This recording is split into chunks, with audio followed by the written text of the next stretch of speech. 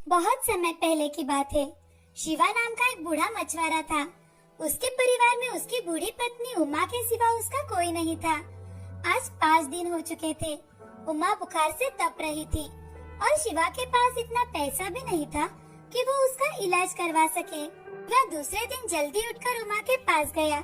उसके सिर पर हाथ रखकर देखा तो उमा को थोड़ा ही बुखार था। इसीलिए शिवा ने अपना जाल और बाल्टी उठाई और नदी पर मछली पकड़ने के लिए चला गया। नदी पर जाते ही शिवा ने नदी में जाल डाल दिया और मछली फंसने का इंतजार करने लगा। वहाँ शिवा का पड़ोसी रंगा भी मछली पकड़ने के लिए नदी पर आया था। वो नदी के बीचों बीच नाव में चढ़कर जाल डाल रहा था। तभी रंगा को शिवा नदी के किनारे खड़ा दिखाई दिया। तो रंगा शिवा से, अरे बाबा, नदी के किनारे खड़े रहकर तो मछली नहीं मिलेगी तुम्हें। आओ नदी के अंदर आ जाओ, तभी अच्छी मछली मिलेगी। नहीं बेटे, मैं नदी के अंदर नहीं आ सकता। ना तो मेरे पास नाव है और ना ही मेरे इस बूढ़े शरीर में इतनी ताकत है। अगर भगवान चाहे तो मुझे किनारे पर ही बड़ी मछली दे जाएगा। तो फिर बैठे रहो नदी के किनारे, मुझे क्या, मैं तो जा रहा हूँ मछली पकड़ने। लगता है भगवान आकर ही तुम्हें लाल बड़ी मछली देने वाला है। ऐसा कहकर रंगा मछली पकड़ने लगता है। लाल मछली बड़ी ही नायाब मछली हुआ करती थी। वो मछली अगर किसी को मिल जाए तो उसकी किस्मत तो जैसे चमक ही जाती थी। उस मछली की कीमत बाजार में लाखों में होती है। शिवा ने रंगा की बातों पर ध्यान ही नहीं दिया और काफी देर इंतजार करने के बाद नदी में से खुद का जाल निकालने लगा।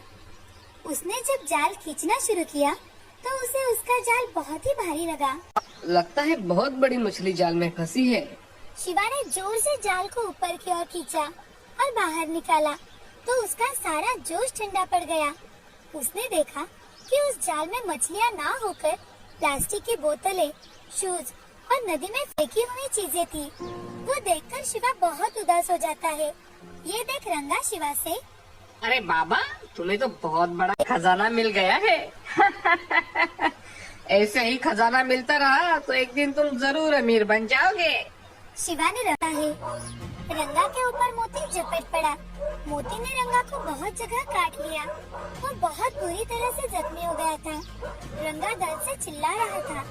तभी उसका चिल्लाना सुनकर लोग जमा हो गए और लोगों को सच पता चलने के डर से रंगा लाल मछली वही छोड़कर भाग गया। शिवा भी वहाँ पहुँच जाता है। लोगों ने उस मछली को उठाकर शिवा को सौंप दिया। शिवा मछली को देख, मछली बहुत बड़ी है। इसे 2-3 हिस्सों में काटकर अगर मैं बाजार में बेचूं तो इसका दाम भी अच्छा मिलेगा। शिवा मछली को लेकर घर चला जाता है। घर जाते ही शिवा मछली को काटता है तो उसके पेट में लाल रंग का एक चमकदार हीरा होता है। वो देख शिवा मन ही मन, हे भगवान, ये इतना कीमती हीरा इस मछली के पेट में कैसे आया होगा? इस हीरे की कीमत तो लाखों में होगी। इसे पाकर तो मुझे सारी जिंदगी तो कोई काम करना ही नहीं पड़ेगा। ये जरूर उस भिखारी के दिए हुए दानों का ही कमाल है।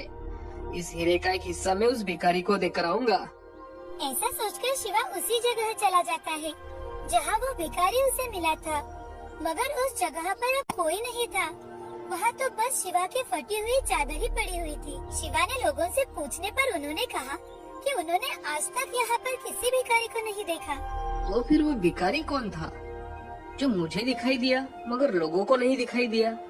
क्या स्वयं भगवान ने मुझे दर्शन देकर मेरी मदद की? अगर सच में ऐसा होगा तो उन्होंने मेरा नसीब ही चमका दिया है। ऐसा कहकर शिवा मन ही मन भगवान का धन्यवाद देता है और वहाँ से चला जाता है। इस घटना के बाद शिवा की जिंदगी ही बदल गई। उसके जीवन में किसी भी चीज की कोई कमी नहीं थी।